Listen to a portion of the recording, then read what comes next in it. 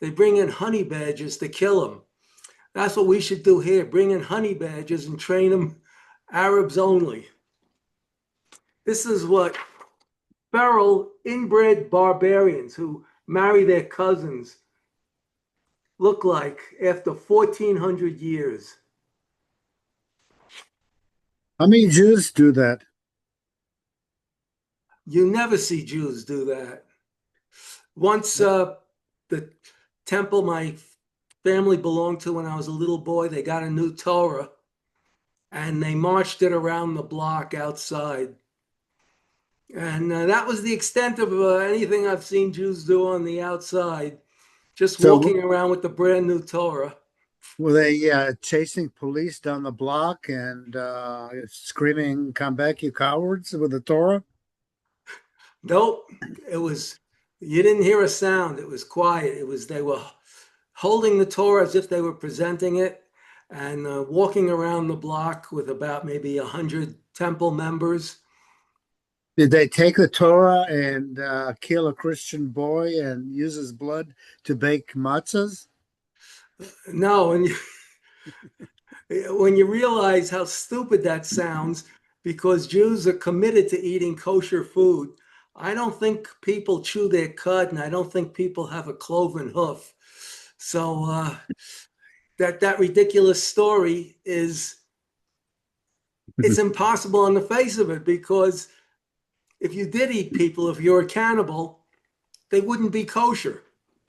So do they take the Torah and they take over Hollywood and the press and banks and they oppress the poor non-Jewish population? No, there's in Brooklyn, there's a huge Jewish population in the Borough Park area. And except for the fact that at least half of them are Hasidic in black coats, you wouldn't even know they were there.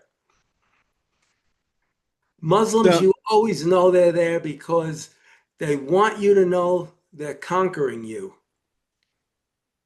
so did they? So why do these what you call them these Christians who are running around blaming everything on the Jews, while underneath their noses they are being taken over by Islam, but they have to blame the Jews for all the ills and the ilk of the world without looking at themselves first. But meanwhile, while they're chasing the Jews, they're being taken over by Islam and they're losing the country. Now, it sounds to me that that these people are really a bunch of idiots. They do not think. They do not know how to think. They do not know how to analyze. They do not know how to study the history. They don't know anything except the only thing they know is whatever little passages they throughout a couple of thousand of years have been driven down their stupid ears by their preachers and ministers in their churches. And now the new preachers and the new ministers of the church is TikTok and X and Facebook and Instagram. This is our church. This is what this is where the message from God comes to the Christian ears via X. Well, that Christians have been Jew hate, not all, but No, plenty no, have no. been, Definitely, there are a lot of very sweet and understanding Christians, and they but support Israel because the Bible commands them to. But there's a lot of non-Jews who hate Jews, and Jew hatred is a disease like something I've never seen before. It's like a cancer that's left untreated. It just grows and grows and grows. In the early days of the internet, I was in a lot of chat rooms, political chat rooms, and you had quite a few Jew haters. And no matter what the topic was, all they wrote in their part of the chat room was about Jew hatred, even though it was totally irrelevant to what the room was talking about. They couldn't stop. They blame the Jews for everything. And all you got to do, they blamed the Jews for giving Argentina $40 billion, which came from the American government. But it was the Jews' fault. I've seen people say that every war America fought was caused by the Jews. And I write back, and there's no indication that I'm Jewish. I hope you're not white because you're a disgrace to the white race. You can't be this stupid. But actually, they are. And all they got to do is look around and see what Islam is doing. That Islam is taking over the country. The Jews aren't. Islam is causing violence. The Jews aren't. Islam So, is burning down churches. can we extrapolate and project in the future? It seems to me, from what I'm seeing, is that there is a growing resentment more and more and more by basically the local white population, basically mostly from the Christian side of it. And this resentment, politicians do not listen to the calls that there is a growing problem and they choose to ignore it. It further isolates these Christians to a point of anger. Eventually, this anger is going to boil over and it's going to spill on the streets as blood. And I have no doubt in my mind, as angry as they get or become against Islam, and they're going to go ahead and riot and burn down Islam communities and mosques and so forth. Guess who else is going to get burned in the process? The Jewish community. And that's The what Jewish happened during the community. Third They're going to Crusade. become part of the global paintbrush of hatred because it's already innate in their social DNA, in their historical DNA to hate the Jews. So you might as well just take them down with them, just like they did during the First and Second Crusaders. The Crusades came down to cleanse Jerusalem from Islam, but they massacred Jews all the way down the road from Ireland all the way down to Jerusalem. So the thing is, Jews and Christians are going to need each other to fight together against this Muslim onslaught because the Muslims are going to be backed by the American government because they'll claim it's freedom of religion. And the socialists or communists are using the Muslims, and the Muslims are using the socialists and communists. And that's the American government, socialist and communist. So Well, I'm hoping that that's not true under the Trump administration. I would buy that thought if it was under Biden or Obama type of administration. but it's still true in Congress. Well, it's yes. I think right now what we're seeing in the political spectrum, I think more than 40 some odd Muslims had been elected to the House of Representatives or something. No, it's They, 40 more Muslims were elected to various seats around the country, statewide seats, oh, city okay. council seats. Okay, so what happens is in this kind of a scenario, as these Muslims will creep into the Sharia, creep into the country, this or their local governments, the Sharia laws, and create this, uh, I guess, tribalistic kind of a balkanized nation that we're becoming. I mean, there is going to be a civil war in America. Uh, Not one easy of to the wake the American people up because they're dying of apathy. the American people are, yeah, they're, I don't know what they're dying of, but brains is not one of the things they're dying of. No, But I read an interesting article that in New York, more and more Jews from all ages are buying more and more guns. The gun sales in New York City area has grown exponentially. and it's not. And there's a lot of now new businesses, gun shops that are owned by the Orthodox people selling guns to Orthodox people, and they are mushrooming, and they cannot keep enough inventory in stock.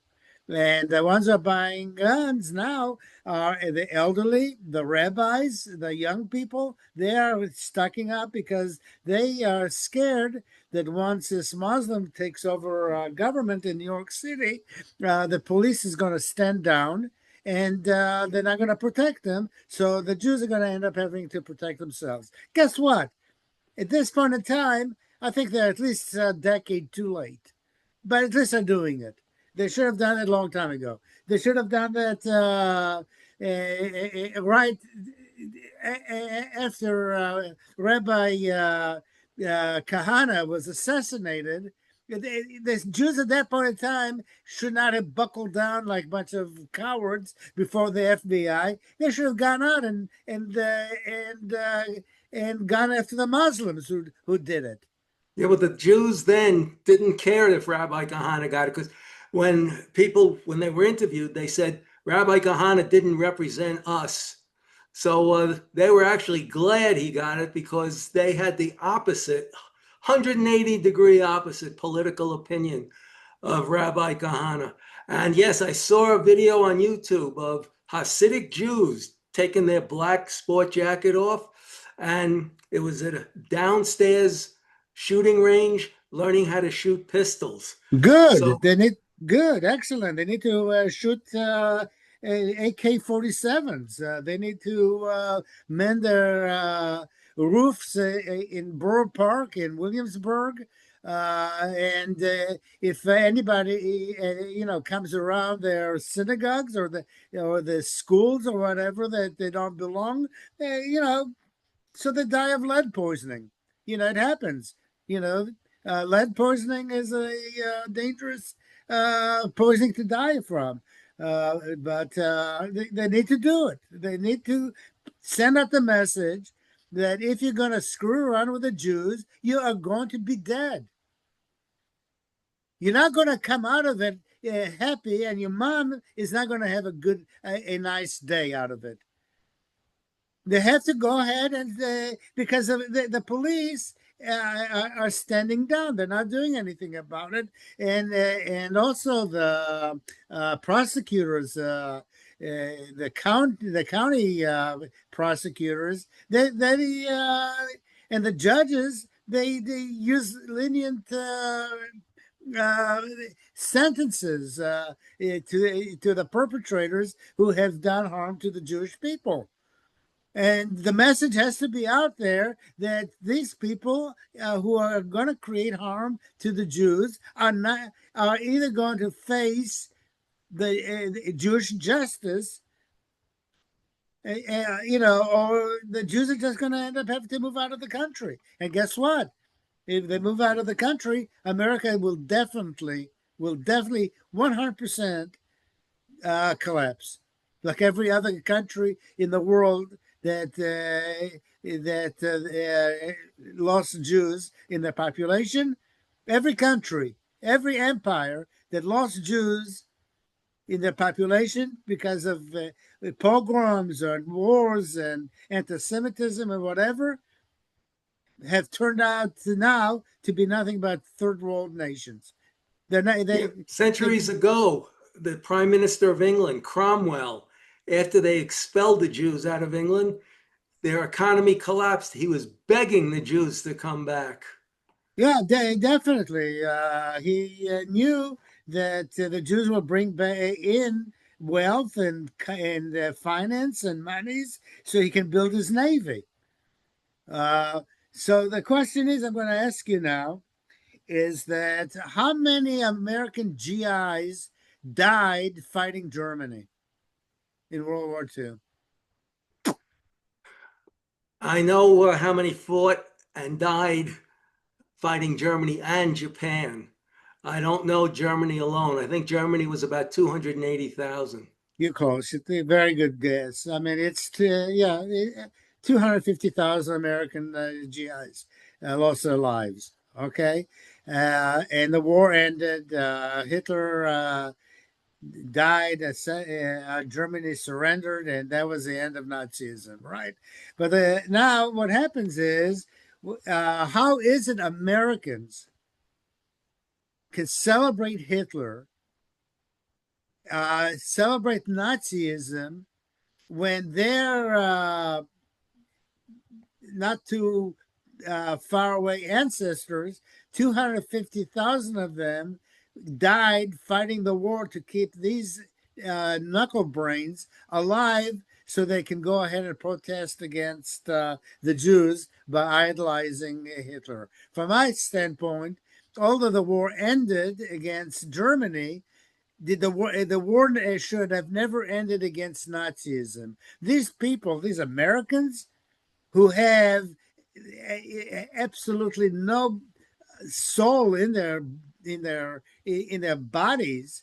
They're not human beings. They are just basically animals. They should be tried for treason and put to the gallows. Germany surrendered. Nazism didn't surrender. So we should be still at war against Nazism in America. Well, these white supremacists, a lot of them are Nazis, neo Nazis, and they say Hitler was right. Well, they're ignoring the fact that 6 million Jews was just a small part of what Hitler killed.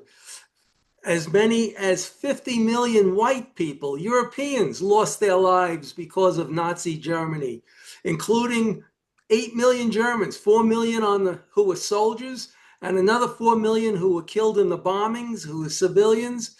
But altogether, we'll never know the exact figure because we don't know how many were killed in the Soviet Union. Russia was always a secret, closed society, but never as secretive as when it was the Soviet Union. The low estimate is that 20 million Soviet Union people were killed. The high estimate is that it was 55 million. We'll never know the exact figure, but those were all white people. If you want to see some gorgeous Russian women, watch the tennis matches like Wimbledon or the US Open. The gorgeous blonde haired, blue eyes. That's what Hitler was pushing, blonde hair, blue eyes. And that's what a lot of the Russian women are. And yet he called them subhuman, not worthy of life. Well, it takes a subhuman to know what a subhuman is.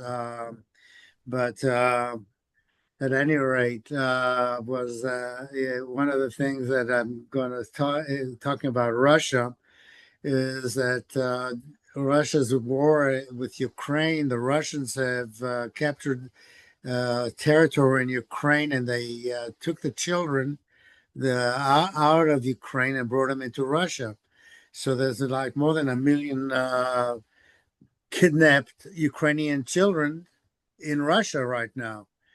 And Russia needs them. And the reason Russia needs them is that the birth rate of the white Russians is very low. I think they have a negative birth rate. The only part of the Russian population that has a positive and a very healthy birth rate are the Muslim portion of Russia. And the Muslim portion of Russia, the Russians themselves, Putin is not going to go in there and drag them into wars that they don't want to go into. They're going to only select the wars to go into if they can see a Muslim benefit out of it or Islamic benefit out of it. So yeah, he got the Chechens to come in, which are Muslims, but he generally has a very tough time getting any Muslim recruits to come into his army. I think what I believe what's happening there is that these Muslims are sitting in the chairs. I'm talking about the elites, the Muslim leaders, and say, let these white Christian Russians who belong to the Eastern Orthodox Church, let them both kill each other. And the only thing we're going to do is come in and fill in the vacuum. It's going to be a free ride for us, free access. It's not going to. We won't even have to pay Easy Tag. We were just going to go right by the toll booth without having to pay Easy Tag, and we're going to take over Russia because these idiots are killing each other, and these idiots are Christians. Yeah, how many white people were killed in European wars over the centuries? And I'm not talking about the wars to expel Islam, just wars with each other.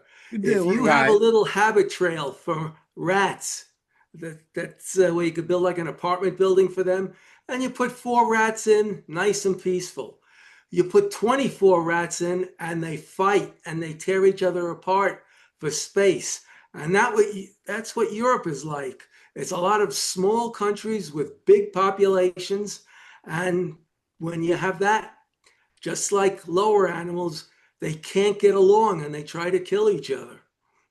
Well, like I said, that the ones that are going to fill in the gap, the vacuum, is going to be Islam. But Islam or Christianity, they do the same things to each other. They kill each other. You have the Sunnis who hate the Shiite, and the Shiites hate the Alawites, and the Alawites, everybody, it's one big a pot of soup of hatred in both religions. Where they go actually and they go into their villages, they kill their sheik, they replace them.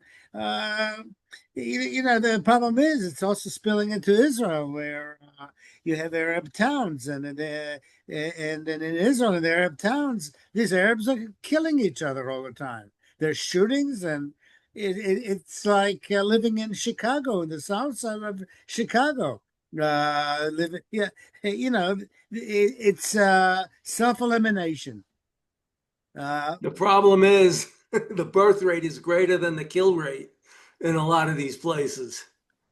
yeah, well, the birth rate is really, yeah, correct, but very seldom ever you ever read anything in any newspapers anywhere around the world, or that a Jew will go out and kill another Jew. I mean, it happens every once in a while, maybe once every 20 years, you may have a story where a Jewish guy killed another Jewish guy out of wanton or hatred or whatever it may be. But generally speaking, it doesn't happen. Now, look at the other nations of the world, the other religions of the world, what they do to each other. It's unbelievable. And I'm not talking about what they do to other religions in their country, it's what they do to their own co religionists. Well, in Europe, it's not just Christian against Christian. It's, say, Holland against Germany or Germany against Russia. Yeah, but look It's at the it's source. nationalistic too, very Of course, it's nationalistic. tribalistic, it's nationalistic. I agree with you. But look at the source. Yeah, it's Where does the source come from? So what happened was, if you look through history, Christianity came to Europe. They proselytized their religion, and they converted all the barbarians to become one big happy Christian community, all of Europe, and everybody will pay homage to the church and to Jesus, and peace will ring all around the world until day two, they started killing each other. So they were not able to tame the barbarian mindset. The barbarian mindset is the same kind of a mindset of a social DNA that permeates towards hating the Jews, of also hating each other, because regardless of what happens, they're still very tribalistic. The tribalism you cannot remove through religious edicts. no, and the thing is, they're Christian, and that's exactly what Jesus did not preach. Remember, I don't know how well you know the New Testament, but he said if someone slaps you on your right cheek, turn and give him your left cheek to be slapped too. Jesus was peace. So, but the thing is, they ask for forgiveness because they know they can't follow their scriptures. Look at people in the mob. They go and tell all their sins to a priest on Sunday, and then they go out and kill some more during the week, and then they confess their sins again the following week, and it's a cycle. They can't. we're just sinful people, and there's nothing we can do about it. We're aggressive. We want, we want, we want. It's greed. And I've seen that with the next level below us, chimpanzees that are taught that if you pick the candy right, you will get the candy to eat. But they did a test where the chimpanzee was told, if you pick the one with more candy, the one you pick, another chimp will get that candy.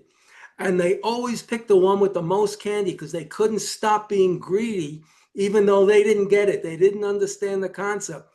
They saw the one with the job, the dish with the most candy, and that's the one they wanted. And it didn't bother them that it was going to someone else. They always picked the one with the most. And that's our closest, it's actually our second closest relative. Our closest relative is a different type of ape called a bonobo, who are look like chimps, but their spine is a little different to stand upright. They walk on two legs more than chimps do. They're not as aggressive. Sometimes they're called pygmy chimps. Those are really our closest relatives. There is one Do they super chimp. vote in I, local elections? I think, yeah, they're the ones that are voting. There's this super bonobo. His name is Kanzi. He's like a genius. They taught him how to use a touchscreen computer. So, and bonobos are not like chimps. They're not violent. Chimp is the most violent ape there is. You think of a Okay, gorilla. okay. So Darwin's theory of evolution is really inverted on its head. Instead of man supposedly evolved out of monkeys, it seems like the monkeys evolved out of man. Well, that's that's possible, but no. The latest theory is monkeys didn't evolve. Men, people didn't evolve from monkeys. The latest No, no, theory it's is impossible. It's we had a common ancestor, and we came down two different trees. no, no, it's believe me, there's I could think of at least 3 billion people who are still on that tree. Uh, but uh, Well, but I can uh, think of some people who watch the monkeys so they learn how to eat yeah, and how to catch but their own what food. happens is humans have what 21 pairs of chromosomes, and the monkeys have about 23 or 26 pairs of chromosomes. In order to evolve the monkey from the 20, whatever it is, 26 chromosomes to 21, it would take more than 5 billion years to do it. This is a scientific, it's been postulated by scientists that there's not enough actually biological time on Earth to have it to have the environment or whatever change the chromosomal structure of a monkey to a man from 26 to 21. It just does not exist. They're totally separate species. That's how they were. That's how they're going to be. And one did not evolve from the other. No, but they're saying there's a common ancestor and we diverged. Yeah, Monkeys went well, we down one also have path. common ancestors with amoebas because they're one cell animal. And I can think of, like I said, at least 3 billion people who are nothing but one cell animals. Well, have one cell in their brain. Yeah. Well, that's what I mean. So at any rate, they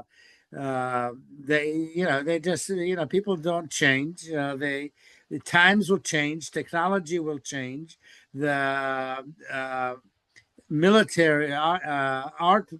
The art of the military and technologies, military technologies is going to change. It's becoming more and more and more dangerous and powerful, but humans will not change. No, they Uh, can't change their nature. they cannot change their nature.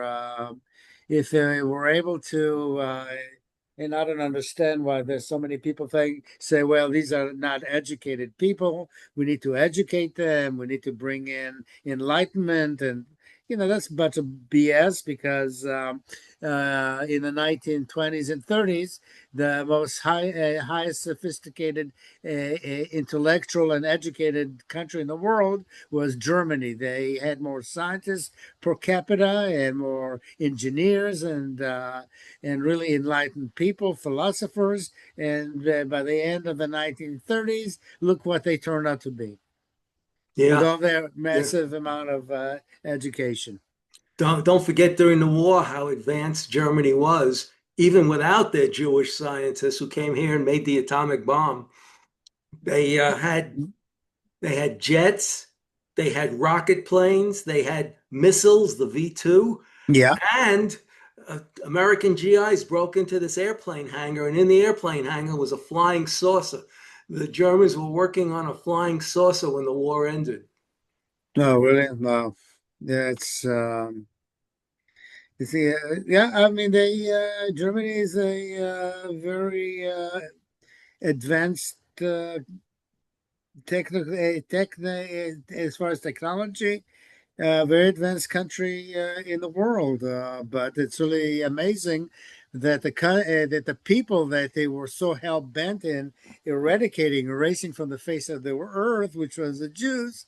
They come to Israel now. The German military comes to Israel now to buy the sophisticated equipment that we Jews have created, like the Iron Dome, and they want to participate in the Iron Beam, and they want to participate in every advancement there is because they know that they cannot do it on their own anymore. No, and they buy the sweet fruits that Israel grows because it's known as the sweetest in the world. And that's grown in the desert. The desert was turned green by the Jews. Where the Arabs live, it's still just desert. If it wasn't for the West, the Arabs would never know they're standing over a sea of oil. So, what do you think about this Islamic drive in leadership in cozying up to Israel now? I'm talking about the Abrahamic Accord, and Saudi Arabia wants to do something, and Azerbaijan has had a diplomatic relationship with Israel for a number of years now. So many is Indonesia, which holds most is the most populous Islamic country in the world. It wants to be part of Abrahamic Accord and everything like that. What is your take of about why Islam is cozying up now to the Jews? Because they need Israel, because these are Sunni nations and they're afraid of Shia nation, Iran. So they need Israel's military might to protect them. But you never trust the Muslim. They no contract, no treaty is binding with infidels. That's right in their holy scriptures. So they will stay friendly with Israel as long as there's an Iran who's they feel threatened by. But the minute Iran collapses, I wouldn't trust these Arabs as far as I could throw a piano. So one of the things that I'm wondering is Trump sees what's happening in the streets in Europe and United States and so forth. Why is he cozying up to the Muslims? I, I I don't know because we have all the oil we need, so it can't be for oil reasons. Uh, he could start drilling under the Rocky Mountains where we got have twice what the Middle East has, and what with time? 1 minute. Okay, under the Rocky Mountains is the largest known pool of oil, but the environmentalists won't let them, and it'll be tied up in the courts for decades. As president, I know if I was president, I would ignore the courts and just start drilling because it's a necessity. The Constitution is not a suicide pact. No, you're right. The progressives, it's such a misnomer for what they are because instead of being progressives, they're being destructive. They destroy everything that society builds to try to create a new society. They keep destroying. There's no limit or end to their destruction. like we see it now. They will line up with the Arabs, the Muslims.